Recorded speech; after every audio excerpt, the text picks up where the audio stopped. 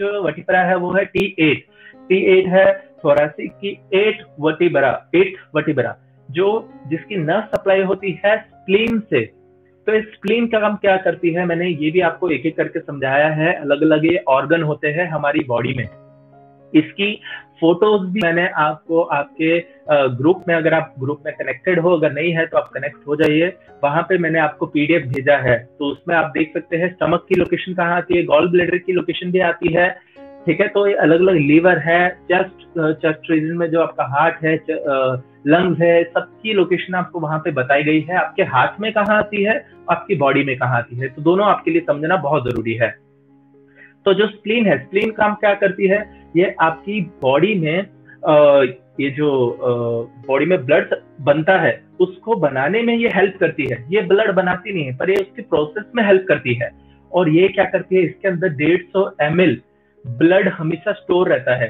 तो blood bank का काम करता है ये जो ऑर्गन है। तो इसमें क्या होता है कि जैसे ही हमारी बॉडी में ब्लड लॉस होता है, तो अचानक कोई एक्सीडेंट हो गया या कहीं से हमारा खून निकल जाता है, तो आपको लगता है ऑलरेडी मतलब ऑन द स्पॉट आपकी बॉडी उतना ब्लड बना लेती है? नहीं, उसको उस ब्लड को मेंटेन करने के लिए वो 150 ml का जो ब्लड होता है वो स्प्लीन में इकट्ठा रहता है। वो आपका ब्लड बैंक की तरह काम करता है। तो क्या जैसे ही आपकी बॉडी में ब्लड लॉस होता है तो इमीडिएटली वो स्प्लीन उस ब्लड को रिलीज करती है।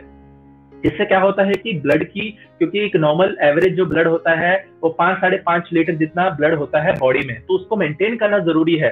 क्योंकि इट विल टेक टाइम, आप क्या क्या खाते हो तो उसमें टाइम लगता है पूरा फॉर्मेशन होने के लिए ब्लड के। ठीक है, तो इसको समझना बहुत जरूरी है। कितने लोग को ये नहीं पता है कि बॉडी में एक ऑर्गन है स्प्लीन नाम का, तो जो हमारे लिए बहुत ज्यादा इंपॉर्टेंट है हर एक ऑर्गन, क्योंकि उसके बिना कोई भी प्रोसेस को कंप्लीट करना मुश्किल हो जाता है। क्योंकि सबके अलग अलग सिस्टम है, अलग अलग काम है, जिसका वो अपने हिसाब से काम नहीं करेगा तो दिक्कत होगी। इन्हीं के ही जो भी पाथवेज है, इनमें कोई दिक्कत होती है, इनके काम में दिक्कत होती है, तो ही प्रॉब्लम क्रिएट होती है। कोई बीमारी वायरस जैसी नहीं होती है कि बाहर से कोई आ गई। ठीक है, तो अंदर ही जो ये सब सिस्टम है अच्छे से काम नहीं करते हैं, उसी वजह से हमें ये प्रॉब्लम आती है। ठीक है, तो इसमें क्या होता है कि आपके जो कॉमन जो साइंस होते हैं कि इसको किस प्रकार से साइड किया कि T7 से रिलेटेड प्रॉब्लम है। सबसे पहले तो स्प्लीन नर्व से रिलेटेड ये प्रॉब्लम होती है, सॉरी स्प्लीन जो नर्व्स है वो उससे कनेक्टेड है। और दूसरा है लोअर रेजिस्टेंस, मतलब जो आपकी लोअर बैक से आपको रिलेटेड कोई प्रॉब्लम है, पीठ में आपको स्टिफनेस हमेशा फील होती है या टाइटनेस लगती है, तो लोअर बैक से रिलेटेड जो भी आपको प्रॉब्लम है वो T8 से रिलेटेड होती है। ठीक है, ओके। उसके बाद T9 तक की जो वर्टिब्रा है, जो थोरैसिक 9 की वर्टिब्रा है, वो एड्रेनल ग्लैंड्स होते हैं। तो इसकी भी वीडियो मैंने पीडीएफ में आपको शायद फोटो दी है, तो आप देख सकते हैं। तो अलग अलग एड्रेनल ग्लैंड्स होते हैं, जिसमें क्या होता है कि ये हार्मोन क्रिएट करते हैं बॉडी के अंदर। ठीक है, तो ये उसको सप्लाई करती है, उसकी नर्व्स को सप्लाई करती है, जिसमें जो ये साइन और सिम्टम है, तो एलर्जी से रिलेटेड कोई भी दिक्कत है बॉडी में, आपको इचिंग बहुत होती है, दूध से एलर्जी है, कितनों को ग्लूटेन से रिलेटेड प्रॉब्लम है, तो कोई भी एलर्जी से रिलेटेड प्रॉब्लम है तो आपको T9 पे ट्रीटमेंट करना है। ठीक है, तो आप देखोगे कि एलर्जी आपको किसी चीज से है, आपको डस्ट से प्रॉब्लम है, इससे प्रॉब्लम है, उससे प्रॉब्लम है, तो आप क्या करोगे कि आपको स्टिमुलेट करोगे आपके हेड को, इसको, पर आपको रिजल्ट नहीं मिलेगा। आप अलग अलग पॉइंट दबाते रहिए, पर आपकी जो नर्व से रिलेटेड प्रॉब्लम है, ठीक है, तो आप वहां पे स्टिमुलेट करोगे तो आपको उसका रिजल्ट मिलेगा। ठीक है, और क्रॉनिक फटीग है, आपको बहुत ज्यादा थकान भी रहती है, या इमिडिएटली आपको लगता है कि मेरे में इतनी शक्ति है नहीं कि मैं काम कर सकूं, तो आप यहाँ पे भी ट्रीटमेंट दोगे तो आपको उसमें रिजल्ट मिलेगा। ठीक है, तो अभी बस थोड़ी सी और वर्टिब्रा बाकी है, तो हम फटाफट इसको फिनिश करने की कोशिश करेंगे।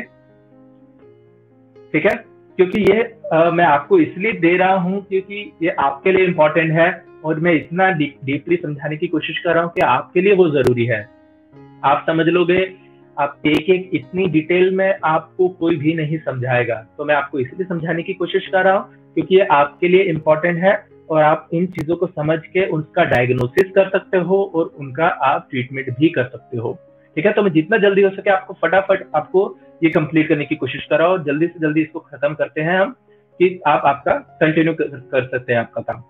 ठीक है, उसके बाद हम बात करते हैं T10 की। जो थोरैसिक 10 की जो वर्टिब्रा है वो उसकी नर्व रिलेटेड है किडनी की। तो किडनी से रिलेटेड कोई भी प्रॉब्लम है, ये नर्व जो सप्लाई होती है वो किडनी से रिलेटेड है। Yes, okay. तो इसके साइन और सिम्टम्स क्या है? किडनी प्रॉब्लम है, आपको कोई भी किडनी से रिलेटेड प्रॉब्लम है, आपको मतलब किडनी के स्टोन की प्रॉब्लम है, या किडनी अच्छे से फंक्शन नहीं कर रही है, फटीगनेस की प्रॉब्लम है, तो ये सबसे रिलेटेड जो भी प्रॉब्लम है वो आपको T10 पे उससे ट्रीटमेंट करना है। उसका T11 की जो वर्टिब्रास है, ठीक है, T11 तक जो वर्टिब्रा है वो किडनी और यूरेट्रस से रिलेटेड प्रॉब्लम जो नर्व्स है उससे कनेक्टेड है। और इसके जो कॉमन जो साइंस होते हैं, सिम्टम्स होते हैं, वो स्किन की कंडीशन, एक्जिमा है, पिंपल्स है, इनसे रिलेटेड जो भी सिम्टम्स अगर हो रहे हैं तो आपको T1 पे ट्रीटमेंट देना है, जिससे आपको उसमें रिजल्ट मिलेगा। उसका T12 की जो आपकी वर्टिब्रास है वो उसकी नर्व सप्लाई कनेक्टेड है स्मॉल इंटेस्टाइन से और लिम्फेटिक सर्कुलेशन से। आप देखोगे कितनों को पसीना नहीं आता है, तो वो भी अच्छी बात नहीं है, या कितने लोगों को बहुत पसीना आता है, हाथ में बैठे बैठे पसीना आता रहता है, तो आप क्या कर सकते हो, आप इसमें T12 की वर्टिब्रा पे आप स्टिमुलेट कर सकते हो, क्योंकि ये नर्व्स की जो सप्लाई है ये वहां से कनेक्टेड है। ठीक है, इसके साइन और सिम्टम्स क्या है? आपको जो स्टमक में आपको पेन होता रहता है, ऐसे भरा भरा ब्लोटिंग फील होता है, आपको अर्थराइटिस की भी प्रॉब्लम है, ठीक है, तो इससे रिलेटेड कोई भी प्रॉब्लम है तो आप T12 पे उसका ट्रीटमेंट दे सकते हो। उसके बाद लार्ज इसकी बात करते हैं हम, लंबर रीजन है, तो लंबर रीजन का L1 जो वर्टिब्रा है वो उसकी नर्व सप्लाई कनेक्टेड है आपकी लार्ज इंटेस्टाइन से, ठीक है, तो अगर इससे रिलेटेड कोई भी प्रॉब्लम है तो आपको L1 पे ट्रीटमेंट देना है। इसके सिम्टम्स क्या है? डायरिया की प्रॉब्लम है, आपको हर्निया की प्रॉब्लम है, ठीक है, तो इनसे रिलेटेड जो भी आपको प्रॉब्लम है तो आपको आपको L1 पे उसका जो आपकी लंबर की फर्स्ट वर्टिब्रा है उस पे ट्रीटमेंट देना है। उसका L2 की जो वर्टिब्रा है वो उसकी नर्व सप्लाई किससे कनेक्टेड है? आपकी अपेंडिक्स से रिलेटेड है। अपेंडिक्स की लोकेशन मैंने ऑलरेडी बताई है, एब्डोमेन से कनेक्टेड है और आपकी थाई से रिलेटेड प्रॉब्लम है इसकी नर्व।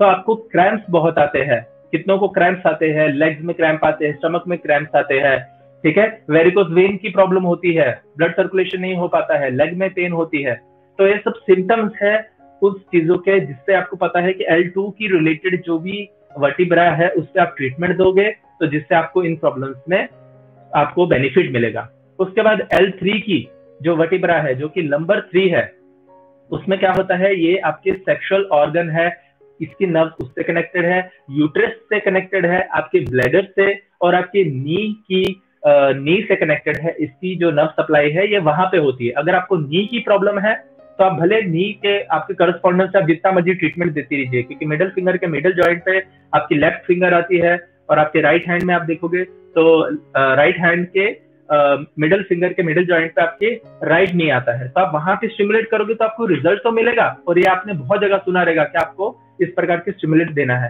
पर इसमें आप देखेंगे कि आपके L3 की जो वर्टिब्रा है वो भी शामिल है, तो आपको वहां पे आप ट्रीटमेंट करोगे तो आपको रिजल्ट और बेटर मिलेंगे और जल्दी मिलेंगे। तो इसके सिम्टम्स क्या है? मेंस्ट्रुअल जो आपकी पेन है जब आपके साइकिल आते हैं, ठीक है, तो जो फीमेल की प्रॉब्लम होती है कि उनमें उनको पेन बहुत होता है, लोअर स्टमक में पेन होता है, लेग्स में पेन होता है, बैक में पेन होता है, तो ये अगर प्रॉब्लम है तो आप 100% आप देख लीजिए कि आपकी L3 की जो वर्टिब्रा है वहां पे कोई दिक्कत है, वहां की नर्व सप्लाई में पेन प्रॉब्लम है। इरेगुलर पीरियड्स है, टाइम के पहले आ जाते हैं, टाइम के बाद आ जाते हैं, उनका टाइम फिक्स नहीं है, मिसकैरेज होता है, बार बार मिसकैरेज हो रहा है तो उसमें क्या करना है? हमें L4 की वर्टिब्रा पे ट्रीटमेंट देना है, ठीक है। और उसके बाद इंपोर्टेंसी की प्रॉब्लम है, मेल्स में इंपोर्टेंसी की प्रॉब्लम होती है, नी पेन आता है, तो ये सब चीजें जो भी कनेक्टेड है आपकी L3 की वर्टिब्रा से, तो ये सिम्टम्स और साइंस है। इसके बाद हम बात करते हैं L4 की वर्टिब्रा की, नंबर 4। तो इसमें प्रोस्टेट ग्लैंड और लोअर बैक की जो नर्व सप्लाई है वहां पे होती है, ठीक है, तो जो मेल में प्रोस्टेट एनलार्ज हो जाता है, बार बार यूरिन के लिए जाना पड़ता है, रात को उठ के बार बार यूरिन के लिए जाना पड़ता है, कंट्रोल नहीं होता है यूरिन, ठीक है, तो ये सब नर्व सप्लाई वहां पे होती है। तो इसके साइन और सिम्टम्स हम देखते हैं। बैक पेन, बहुत लोगों को बहुत ज्यादा बैक पेन रहता है, बहुत ज्यादा डिफिकल्टी होती है, कुछ भी काम करने के लिए ज्यादा टाइम बैठ नहीं सकते हैं। उसके बाद जो बैक पेन है वो बहुत पेनफुल भी होता है और फ्रीक्वेंसी बहुत ज्यादा हो जाती है यूरिन की, मतलब पानी पीने बार बार यूरिन के लिए जाना पड़ता है उनको, दैट मीन्स ये L4 की जो नंबर 4 की वर्टिब्रा है ये उससे कनेक्टेड है, ठीक है। तो ये सिम्टम्स है, तो इससे आपको समझना है। लास्ट हम देखेंगे L5 की वर्टिब्रा है, वो है नर्व सप्लाई कनेक्टेड है आपकी लोअर बैक से, बटक से, आपकी हिप है, थाइज है, फीट है, साइटिका नर्व है, लार्ज इंटेस्टाइन है। तो इन सबसे जो नर्व कनेक्टेड है वो है L5 की नर्व। तो ये सब जितने भी नर्व्स है ये कनेक्टेड है इन चीजों से। मैं रिपीट कर देता हूँ, लोअर बैक, बटक्स, आपकी हिप है, थाइज है, लेग, पेट, साइटिका नर्व। साइटिका नर्व की क्या प्रॉब्लम होती है कि लोगों को बहुत दर्द होता है, ठीक है। तो आप कितनों को चलते हुए प्रॉब्लम होती है, बहुत दर्द होता है, किसको बैठते बैठते भी दर्द होता है। तो आपको L5 पे आप ट्रीटमेंट दोगे तो आपको रिजल्ट मिलेगा। तो इसकी जो साइंस और सिम्टम्स है वो हम देख लेंगे। बैक पेन की प्रॉब्लम रहती है तो इसमें बैक पेन भी आता है, लेग पेन भी आता है, लोगों की लेग्स पेन होती है, ना चलते ना कुछ करते तो भी लेग्स में पेन रहता है। और कॉन्स्टिट्यूशन, सॉरी, अगर आप देखेंगे कितने लोग को बार बार कितने सालों की कॉन्स्टिट्यूशन की प्रॉब्लम होती है, जिसमें ऑलरेडी एसटी 41 की 42 के जो पॉइंट्स है समझ के आप उस पर ट्रीटमेंट दीजिए। कितने लोगों को, वैसे तो बहुत लोगों को रिजल्ट मिल जाता है, पर बहुत बार क्या होता है कि उनको टाइम लग जाता है उसको रिजल्ट पाने के लिए। पर कॉन्स्टिपेशन की अगर प्रॉब्लम है तो आपको 101%, क्योंकि हमने खुद बहुत, क्योंकि आजकल हर दूसरे पर्सन को कॉन्स्टिपेशन की प्रॉब्लम हो रही है, तो हमने देखा है कि उनकी सबसे पहले तो उनको लोअर बैक पे दर्द होता रहेगा 100%, और दूसरा वो उनके L5 के पॉइंट पे हम प्रेस करके जब आप देखते हो तो आपको वहां पे भी आपको पेन 100% मिलेगा। दैट मीन्स आपको वहां पे भी स्टिमुलेट करने की जरूरत है। तो आपको रोज वहां पे ट्रीटमेंट भी करना है, वहां पे स्टिमुलेट भी करना है, ठीक है। उसके बाद हम सैक्रम पे आते हैं। ये सैक्रम और कॉक्सिक्स लास्ट है, फिर हम खत्म करेंगे। तो जो सैक्रम की जो वर्टिब्रा है वो फिक्स्ड बोन होती है, ठीक है। तो फिक्स्ड बोन होती है तो उससे रिलेटेड जो नर्व सप्लाई है वो कौन सी है, एक तो है हिप बोन, ठीक है, फिर है बटक। ये नर्व सप्लाई वहां पे होती है, एक तो हिप बोन से कनेक्टेड है और एक है बटक से रिलेटेड है, ठीक है। तो कितनों को एनएस में बहुत ज्यादा खुजली होती है, या तो वहां से हेमोराइड की प्रॉब्लम हो जाती है, वहां से ब्लड निकलता रहता है, पाइल्स की दिक्कत होती है, तो आप यहाँ पे आप देखोगे तो आपको सैक्रम रीजन पे आपको पेन मिलेगा, आपकी वर्टिब्रा पे वहां पे पेन मिलेगा। तो यहाँ क्योंकि ये जो नर्व सप्लाई है ये वहां पे हो रही है। उसके बाद है सॉरी, इससे रिलेटेड जो सिम्टम और साइंस है वो क्या है, एक तो है बैक पेन, जैसे मैंने आपको ऑलरेडी बताया, और हिप पेन। लोगों को ये जो हिप होते हैं, यहाँ पे हिप पे बहुत पेन होता रहता है, तो समझ में नहीं आता है कि ये सेल्फ डिस्क भी नहीं है ना, आपको आपकी स्पाइन में कहीं पेन हो रहा है, बट आपकी हिप पे बहुत दर्द होता है, क्योंकि घंटों घंटों तक बैठते बैठते यहाँ पे क्या होता है, नर्व्स वो कंप्रेस हो जाती है आपकी लंबर की और सैक्रम की। लंबो सैक्रम आपकी जो कंप्रेस होना स्टार्ट हो जाती है, जिससे आपको ये प्रॉब्लम आना स्टार्ट हो जाती है। लास्ट जो आपकी वर्टिब्रास है वो स्पाइनल कॉर्ड की, वो है कॉक्सिक्स, तो जिसमें क्या होता है, जिससे हम टेल बोन के नाम से भी जानते हैं। तो ये रेक्टम है और आपका एनस है, ये जो नर्व सप्लाई है ये वहां से कनेक्टेड है, ठीक है। तो इसमें क्या प्रॉब्लम होती है, टेल बोन से रिलेटेड कोई भी प्रॉब्लम अगर आपको है और हेमोरॉइड की प्रॉब्लम है कि आप अच्छे से स्टूल पास नहीं कर पाते, तो उसमें क्या होता है कि आपको आपके कॉक्सिक्स बोन है वहां पे आपको ट्रीटमेंट करना होता है, जिससे आप देखेंगे कि आपको बहुत अच्छे रिजल्ट मिलेंगे। तो ये हमने C1 से लेके कॉक्सिक्स तक की जो लास्ट बोन है, अपने सर्वाइकल, थोरैसिक, लंबर और सैक्रम और अपने कॉक्सिक्स तक की सब मैंने वर्टिब्रा जितना डिटेल में हो सके मैंने आपको समझाने की कोशिश की है। तो आई होप आपने इसको नोट डाउन किया है, नहीं किया है तो आप इसको प्लीज नोट डाउन कर लीजिए। इनसे रिलेटेड आप इनके साइंस भी देख सकते हो, इनके सिम्टम्स भी देख सकते हो, इनसे रिलेटेड नर्व सप्लाई जो हमारी स्पाइन से निकली हुई है नर्व, वो हमारे ऑर्गन से रिलेटेड है। तो आप भले, आपको मैंने बोला हुआ है कि स्टैंडर्ड करस्पॉन्डेंस पे आपको ट्रीटमेंट देना है, पर उसके साथ में आपको स्पाइन का ट्रीटमेंट भी देना है। तो इसके लिए मैं आपको समझा देता हूँ फटाफट ट्रीटमेंट कैसे देना है। तो आपको क्या करना है, सबसे पहले अगर आपको सर्वाइकल की, जैसे किसी ने बोला था यहाँ पे कि सर्वाइकल की प्रॉब्लम है, तो आपको क्या करना है कि सबसे पहले तो उस एरिया को स्टिमुलेट करना है जो सर्वाइकल का एरिया है। उसके बाद आपको क्या करना है, आपको इस प्रकार की मेथी की पट्टी लेनी है। अगर आपको समझ नहीं आ रहा है कि वो कौन सी वर्टिब्रा पे है, तो एटलीस्ट आपको सर्वाइकल का पूरा एरिया को कवर करना है।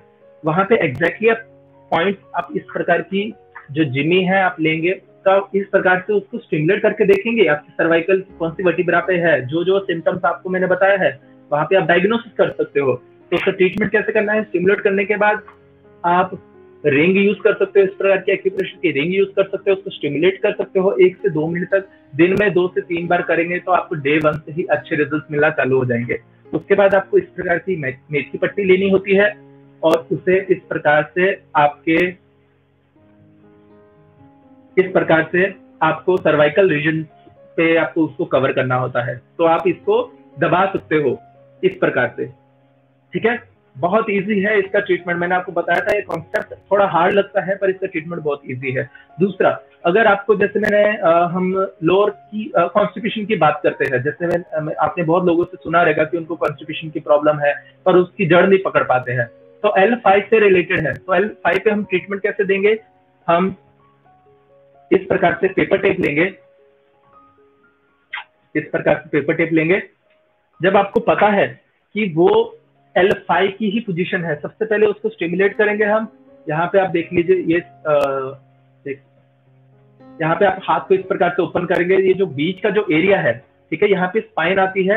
आप इस प्रकार से देखेंगे तो यहाँ से आती है T8, T9, 10, 11, 12। तो आपकी थोरासिक की जो स्पाइन है इधर खत्म होती है T12 तक की, क्योंकि T1 से लेकर T12 तक की थोरासिक स्पाइन है। उसके बाद आती है L1, L2, L3 and L4 and L5, ठीक है। तो L5 की जो वर्टिब्रा है वो यहाँ पे खत्म होती है। उसके बाद सैक्रम आती है, फिर कॉक्सिक्स आती है। तो उसमें क्या करना है, अगर आपको एग्जैक्टली फाइंड करना आता है तो आप क्या करेंगे, इस प्रकार से एक मटर का दाना लेंगे।